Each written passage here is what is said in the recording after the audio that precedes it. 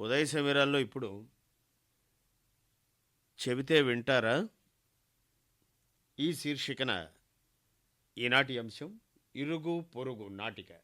రచన Shri KVND Prasad, నిర్వహణ శ్రీ తేతడి దిలీప్ కుమార్ రెడ్డి. వినండి. చెబితే వింటారా శీర్షికన ఇరుగు పొరుగు నాటిక. ఆకాశవాణి విశాఖపట్నం కేంద్రం. చెబితే వింటారా శీర్షికన ఇరుగు పొరుగు నాటిక. రచన శ్రీ కేవీఎన్డి ప్రసాద్, నిర్వహణ Shri Tetali Dilip Kumar Reddy.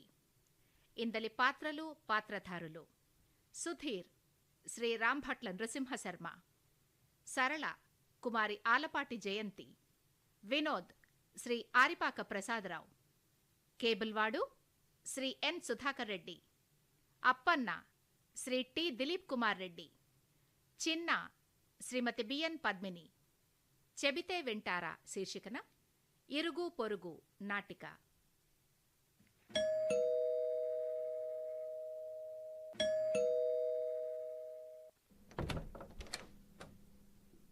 Sir, cable bill sir.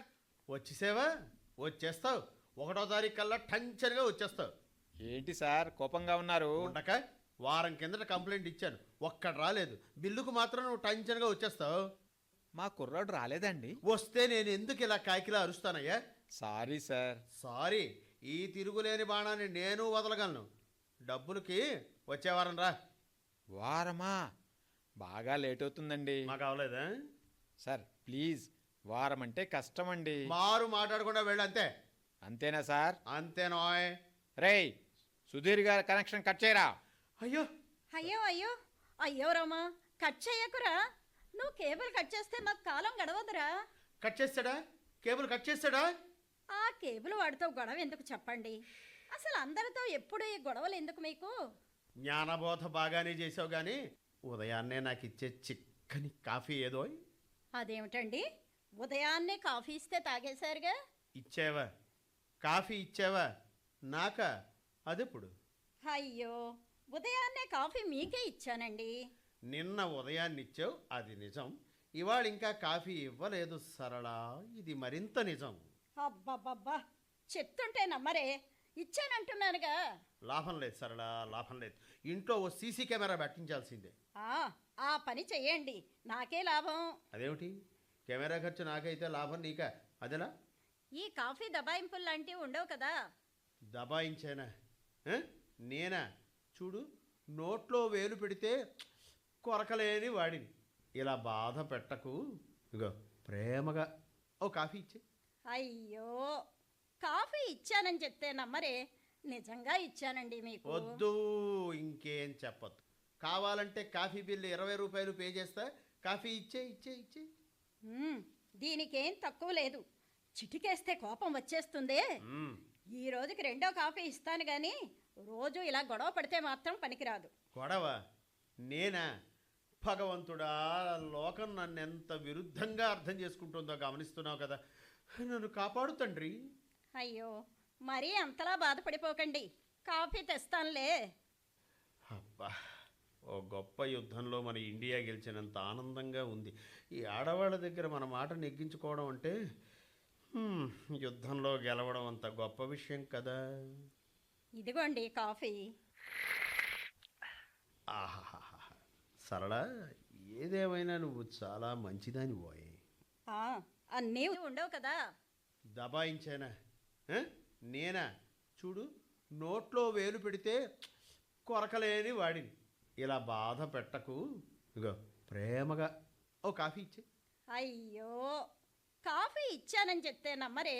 నిజంగా ఇచ్చానండి మీకు. వద్దు, ఇంకేం చెప్పద్దు. కావాలంటే కాఫీ బిల్లు 20 రూపాయలు పే చేస్తా. కాఫీ ఇచ్చే ఇచ్చే ఇచ్చే. దీనికేం తక్కువ లేదు. చిటికేస్తే కోపం వచ్చేస్తుందే. ఈ రోజుకి 2వ కాఫీ ఇస్తాను గాని రోజు ఇలా గొడవ పడితే మాత్రం పనికిరాదు. గొడవ? నేనా? భగవంతుడా, లోకం నన్ను ఎంత విరుద్ధంగా అర్థం చేసుకుంటుందో గమనిస్తున్నావు కదా. నన్ను కాపాడు తండ్రి. అయ్యో, మరీ అంతలా బాధపడిపోకండి. కాఫీ తెస్తానులే. అబ్బా, ఓ గొప్ప యుద్ధంలో మన ఇండియా గెలిచినంత ఆనందంగా ఉంది. ఈ ఆడవాళ్ళ దగ్గర మన మాట నెగ్గించుకోవడం అంటే యుద్ధంలో గెలవడం అంత గొప్ప విషయం కదా. ఇదిగోండి కాఫీ. ఆహాహా, సరళ, ఏదేమైనా నువ్వు చాలా మంచిదాని పోయే. ఆ, అన్నీ ఉత్తుత్తి మాటలే. ఓ క్షణం తిట్లు, మరుక్షణం పొగడ్తలు. సరే సరే, నన్ను ప్రశాంతంగా కాఫీ తాగని సరళ. ఏమిటి ఏమిటా శబ్దం? పై ఇంటి వాళ్ళు తొక్కుని డస్ట్బిన్లో వేయడం మానేశారండి. మ్మ్. ప్రతిరోజు మన గుమ్మలో వేయడమే వాళ్ళ పని, తీయడం నా పని. అనవసరంగా గ్రౌండ్ ఫ్లోర్లో పోర్షన్ కొనుక్కున్నాం కానీ పై ఇంటి వాళ్ళతో చాలా ఇబ్బంది పడుతున్నాం. మరి ఇంతవరకు చెప్పలేదే? నా తడాకా చూపిస్తా చూడు. ఆ, పోన్లేండి, గొడవలు ఏం పడొద్దు. పోనీలే అని భరించి ఊరుకుంటే లోకం మనల్ని మంచివాళ్ళు అని అనుకుంటుందని అనుకోకాయ్. వెర్రి వేధవులు అనుకుంటుంది. నన్ను ఆపకు. ఏమండాయ్, మీరు పైనుండి పారేసిన తొక్కులు మా గుమ్మంలో పడ్డాయి. మమ్మల్ని ఏం చేయమంటారు? ఏం చెయ్యమంటారా? తీసేయండి తీసేయండి. ఆ తొక్కు మీద మా పేరు రాసుందా? లేదు కానివ్వండి, నాకు ఎదురుగ్గా మీ కారు ఉంది. అది పార్కింగ్ ప్లేసు, అందరిది కదా. అది నేను కాదనడం లేదు. అయితే మా గుమ్మం ముందు మీరు పడేసిన తొక్కుపై మీ పేరుందా అని అడిగారు కదా. అయితే మా ఇంటి ముందు పార్క్ చేసిన మీ కారద్దాన్ని పగలగొట్టే చూశారు ఈ రాయి, ఏదే ఈ రాయి మీద మీ పేరు రాసుందా? అంటే బెదిరిస్తున్నారా? బోధపరుస్తున్నా. మాకెవరూ బోధించక్కర్లేదండి. ఒక్కోసారి రాయి బోధించగలదు. అమ్మో అమ్మో అమ్మో, మా కారు అద్దం పగలగొట్టేశారా? మేం కాదు, రాయి. రాయి విసిరింది మీరేగా. దాని మీద మా పేరుందా? ఇప్పుడే మీరు అన్నారు కదండి కారు అద్దం పగలగొట్టేస్తానని. ఆ మాట రికార్డ్ చేశారా? ఇలా మాట్లాడితే ఎలా అండి? అలా మాట్లాడితే ఎలా? చూడండి, వెంటనే మా ఇంటి ముందు పడిన తొక్కు తీయండి. తీస్తే మా కారు అద్దం వేయిస్తారా మరి? మరొక్క మాట మాట్లాడితే ఏది కారుకి వెనకాల కూడా అద్దం ఉన్నట్టుంది. కారు వెనకాల అద్దం కూడా పగులుతుంది. అయ్యో ఉండండి ఉండండి, వస్తున్నాను. సరే రండి రండి. ఏమిటండి అంత గొడవ? గొడవ కాదు సరళ, జ్ఞానబోధ. బోధ బాధించేదిగా ఉండకూడదేమో. ఓహో, కోత లేకుండా ఆపరేషన్ చేయగలవా? కనీసం మత్తిస్తాంగా. ఇప్పుడు ఏమంటావు? పై ఇంటి ఆయన గారు వస్తే కాస్త నిదానంగా మాట్లాడండి. ఉదయాన్న తొక్కు పడేశారని చెప్పింది ఈవిడే. ఇప్పుడు శాంతం శాంతం అంటున్నది కూడా ఈవిడే. అంటే అంటే ఈ కాస్త తొక్కుకి అంత గొడవ చేయాలా? ఇంతకు అంత చెయ్యకపోతే ఈ తొక్కుల్లో మనల్ని కప్పెట్టేస్తారు. సరే సరే, వినోద్ గారు వస్తున్నారు, కాస్త నిదానం. సరే సరే సరే. ఏమిటండి? మా కారు అద్దం ఇలా పగలగొట్టేశారేంటండి? మరి తొక్కు సంగతి ఏంటి? చూడండి, ఇదేం బాగోలేదండి. నాకు నచ్చలేదు, కానీ ఓ మాట వినండి. ఇలా తొక్కు పడుతోందని ఏడోసారి గొడవ పడ్డాం. అందువల్ల మీ కారద్దం పగిలింది. అంటే వాదనల వల్ల ఉపయోగం లేదు. ముందు ఆ తొక్కు తీసేయండి. మా ఫ్రెండ్ షాప్కి వెళ్తే మీకు ఆ కారద్దం వాడు వేస్తాడు. ఊరికే వేస్తాడా? అబ్బే, ఊరికే ఏంటి, మీకు కొత్త బట్టలు కూడా పడతాడు. భలే మాట్లాడతారండి మీరు. భలే వేస్తారండి తొక్కు. ఒరే అప్పన్నా, బాబుగారు, ఇదిగో ఈ 5 రూపాయలు తీసుకొని ఈ తొక్కట తీసేయి. 10 రూపాయలు ఇస్తే తీస్తారండి. ఏంటి, ఈ కాస్త తొక్కుకే 10 రూపాయలా? అబ్బా బాబు, ఇది గొడవ తొక్కు, 10 తొక్కువేనండి. ఇంత తగలడు, వాడు తొక్కు తీసేస్తున్నాడండి. హలో, ఇదిగోండి మా ఫ్రెండ్ షాప్ కార్డు, వెళ్ళండి, రిపేర్ చేస్తాడు. ఫ్రీగానే కదా. ఫ్రీగా చేసేస్తే మళ్ళీ తొక్కు రేపు కూడా పడుతుంది, కానీ సగం ధరకు చేస్తాడు. వెళ్ళండి వెళ్ళండి. సగం ధర? ఏ, పూర్తిగా చెల్లిస్తారా? వద్దులేండి. బాబు, తొక్క తీసేశానండి. ఎవడి తొక్క తీసేస్తావురా? తొక్కు. అదేనండి తొక్కు, ఆ తొక్కే తీసేశానండి. అయితే ఏమంటావురా? ఆహా, చెప్తున్నానండి. చెప్పావుగా, వెళ్ళు. మళ్ళొక్కసారి పిలవండి, చెప్తాను. ఏంట్రా చెప్పేది గిప్పేది అంటున్నావు? అబ్బా, తమరు చెప్పిన పని చేస్తానని చెప్తే తమకి కోపం ఎందుకు వచ్చిందో అర్థం కాక. సరే వెళ్ళు. సరే వెళ్తానండి. మంచిది. పాపం, ఆ కారద్దానికి ఎంత అవుతుందండి? 10,000లో సగం ధర అంటే 5,000. ఆ తొక్కు ధర 5,000. మరే అప్పనగాడికి ఇచ్చిన దాంతో కలిపితే 5,010. ఏమిటి నీ విచారం ఏమిటి? నీకంత బాధగా ఉంటే ఆ 5,010 నువ్వు ఇచ్చాయి. అమ్మో, నేనెందుకు ఇస్తాను? అంటే నీదంతా ఉత్తుత్తి సానుభూతేనా? అబ్బా, మీతో మాట్లాడడం కష్టం అండి. నిజంతో మాట్లాడడం కష్టమను. అవునవును, మీరే నిజం, మేము అబద్ధమును. ఇది మాత్రం నిజం. ఇన్నాళ్ళకి ఎన్నేళ్లకి వంటింట్లో మాడిపోతోంది. మంట తగ్గించు. ఈ రోజుకి వంట ఆపితే సరి. ఏం భయం లేదు. స్టార్ హోటల్కి వెళ్ళి భోంచేద్దాం. వద్దులేండి, వాడిచ్చే బిల్లుకి స్టార్లు కనిపిస్తాయి. అది మరీ చిరాకు.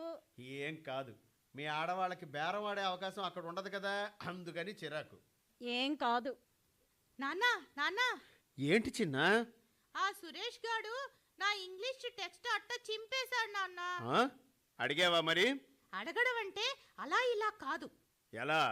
డొక్క చించేస్తానని చెప్పాను. మ్మ్. కొత్త పుస్తకం కొనివ్వకపోతే మా డాడీని మీ డాడీ దగ్గరికి పంపిస్తానని చెప్పాను. అది అది లెక్క. భలే చెప్పావురా. అప్పుడు వాడు ఆ మాట అన్నాడు నాన్న. అదే అర్థం కాలేదు. ఏంట్రా? తప్పురా, మీ డాడీని మా డాడీ దగ్గరికి పంపిస్తానని అనకూడదు అన్నాడు. భయం వేసి అనుంటాడ్రా. కాదట నాన్న, వాళ్ళ డాడీ దేవుడి దగ్గరికి వెళ్ళిపోయాట. అయ్యయ్యో, దేవుడి దగ్గరకా? ఏంటమ్మా? తప్పు నాయనా, అలాంటి మాటలు అనకూడదు. ఆ కుర్రాడు మంచి మాటే చెప్పాడు నీకు. మరి నా టెక్స్ట్ కావాలంటే నేను 10 కొంటానులే నాయనా.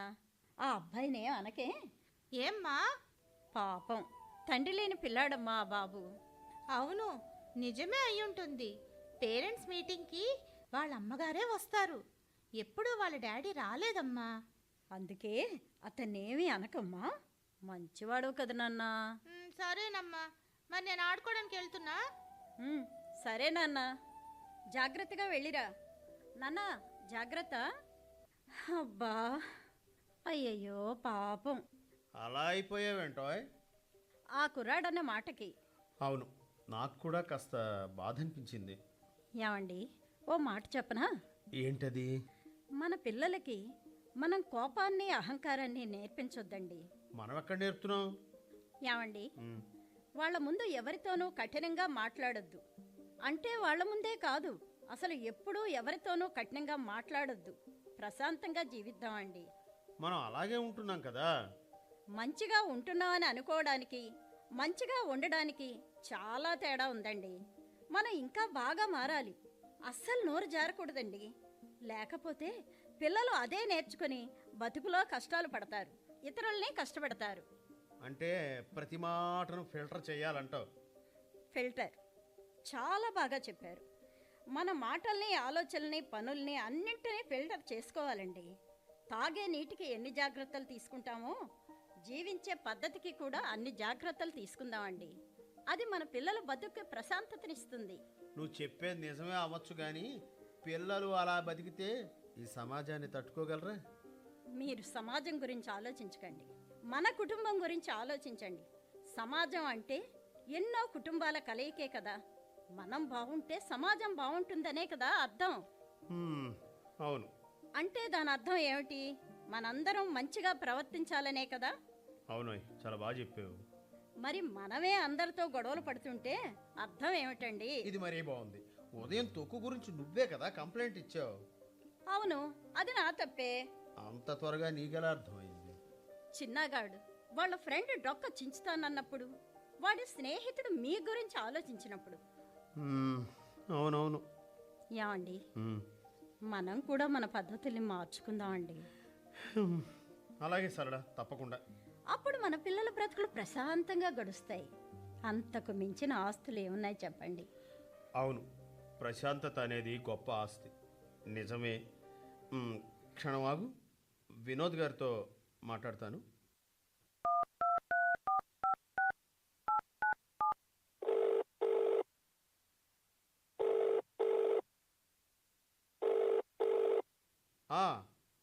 హలో సార్, నేను సుధీర్ని. మీరు మా ఫ్రెండ్ షాప్కి వెళ్ళారా? ఓ 10 నిమిషాల్లో బయలుదేరుతున్నానండి. మిమ్మల్ని కలిసే వెళ్తాను. అలాగే అలాగే, నేను ఆయనకి ఫోన్ చేసి చెప్తా. కానీ హలో, మీరేం బిల్లు పే చేయకండి. అంటే మొత్తం బిల్లు మీరే? మార్చుకుందామండి. అలాగే సరళ, తప్పకుండా. అప్పుడు మన పిల్లల బ్రతుకులు ప్రశాంతంగా గడుస్తాయి. అంతకు మించిన ఆస్తులు ఏమున్నాయి చెప్పండి? అవును, ప్రశాంతత అనేది గొప్ప ఆస్తి. నిజమే. క్షణమాగు, వినోద్ గారితో మాట్లాడతాను.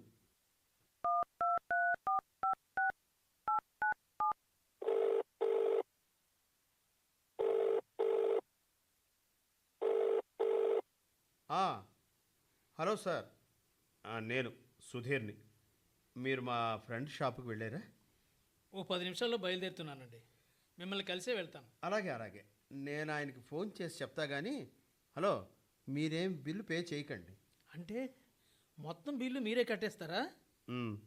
అవును, మొత్తం నేనే కడతా. నిజమా సార్? నేను వస్తున్నానండి. రండి. ఎన్నాళ్ళకి మీరు ప్రశాంతంగా మాట్లాడారండి. ఈ ప్రశాంతత నీ వల్లే వచ్చిందో. నిజా? అవునోయ్. భర్తలకి మంచి ఆలోచనలు కానీ, మంచి అలవాట్లు కానీ, మంచి ప్రవర్తన కానీ కలగడానికి కారణం. కట్టేస్తారా? అవును, మొత్తం నేనే కడతా. నిజమా సార్? నేను వస్తున్నానండి. రండి. ఎన్నాళ్ళకి మీరు ప్రశాంతంగా మాట్లాడారండి. ఈ ప్రశాంతత నీ వల్లే వచ్చిందో. నిజా? అవునోయ్. భర్తలకి మంచి ఆలోచనలు కానీ, మంచి అలవాట్లు కానీ, మంచి ప్రవర్తన కానీ కలగడానికి కారణం దాదాపు భార్యల ప్రవర్తనే అని నేను నమ్ముతాను. చాలా బాగా చెప్పారండి.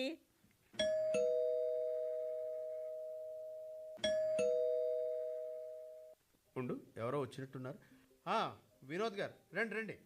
సార్, మొత్తం బిల్లు మీరే పే చేస్తానంటున్నారు కదా, ఎందువల్లండి? ఎందువల్లంటే కేవలం మీ తొక్కు మా గుమ్మంలో పడిందని అంత బిల్లు మీకు ఇవ్వడం నాకు నచ్చలేదండి. మా ఆవిడకు కూడా నచ్చలేదు. అందువల్ల ఆ ఖర్చు సంగతి నేను చూసుకుంటా, కానీ మీరేం వర్రీ అవ్వకండి. అబ్బా, మీ మాట తీరులో సడన్గా చాలా మార్పు వచ్చిందండి. ఆశ్చర్యంగా ఉందండి. అంతా మన ఆలోచనల మీద ఆధారపడి ఉంటుందండి. గుమ్మంలో తొక్కుపడితే ఎంతో కోపం తెచ్చుకున్న మా ఆవిడే మీ కారు అద్దం పగలగొట్టమన్నప్పుడు అంత బాధపడిందండి. ఆమెది చాలా మంచి మనసు అండి. సార్, సడన్గా నెల చివరిలో ఇంత బిల్లు కట్టడం ఎలాగని ఎంతో వరి అయ్యాను సార్. చూడండి, మా ఆవిడ మాటల్లో ఇరుగు పొరుగుల్ని బాధ పెట్టకూడదని, తోటి వారితో సఖ్యంగా ఉండాలని నాకు అర్థం అవడం వల్ల ఈ బిల్లు నేను కడుతున్నాను. చాలా థ్యాంక్స్ అండి. అబ్బే, సార్, ఇక మీదట మీ ఇంటి ముందు తొక్కు కాదు కదా, ఒక చిన్న కాగితం ముక్కను కూడా పడనివ్వద్దని మా పని మనిషికి వార్నింగ్ ఇస్తాను. అబ్బే, వార్నింగులకి లొంగే స్థితిలో ఎవరూ లేరండి. నిజమేనండి. మా ఆవిడ కూడా ఇదే మాట అంటుందండి. పనివాళ్ళు కూడా మనుషులేనని గుర్తు పెట్టుకొని వాళ్ళని మర్యాదగా చూడాలని చెప్తుందండి. మా చెల్లెమ్మది చాలా మంచి మనసండి. ప్రతి అన్నకి చెల్లెల మనసు మంచిగానే కనిపిస్తుందండి బావగారు. బావగారా అంటే మీరు అలా పిలవడం బాగుందండి. ఏమోయ్, మీ అన్నయ్యకు నాకు మంచి కాఫీ తీసుకురా. అయ్యో, మా చెల్లెమ్మకి ఎందుకండి శ్రమ? ఇందులో శ్రమేమీ లేదన్నయ్య గారు. అబ్బా, మనసు ప్రశాంతంగా ఉందండి. నాకు కూడాను. అన్నయ్య గారు, కాఫీ తీసుకోండి. అయ్యో, ఇవన్నీ ఏంటమ్మా? అయ్యో, ఇవన్నీ ఏమిటేమిటి, అన్ని లేవు. ఏం పర్వాలేదు. ఓ కజ్జికాయ 2 పకోడీలే కదా. మరో మాట, మీరు అప్పుడప్పుడు మా ఇంటికి వస్తూ ఉండండి. ఎందుకు బావగారు? ఎందుకేమిటి, మీ దయ వల్ల నాకు మరో కాఫీ తాగే సౌఖ్యం, స్వీటు హాటు తినే భాగ్యం కలుగుతాయి కదా. ఓ, దానికేం భాగ్యం? ఈసారి ఇవన్నీ మీ చెల్లెలి చేతి వంటగా మా ఇంట్లో తిందురు గాని. ఆహా, వినోద్ ఇంటి విందు. అంతవరకు మీ కాఫీ పలహారాలు బంద్.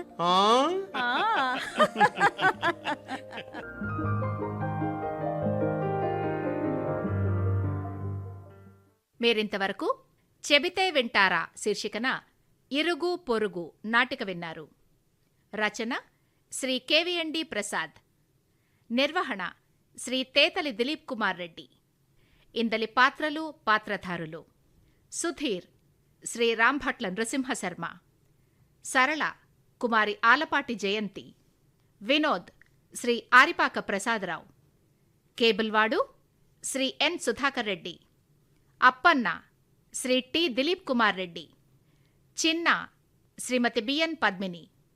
ఈ కార్యక్రమం ఆకాశవాణి విశాఖపట్నం కేంద్ర సమర్పణ.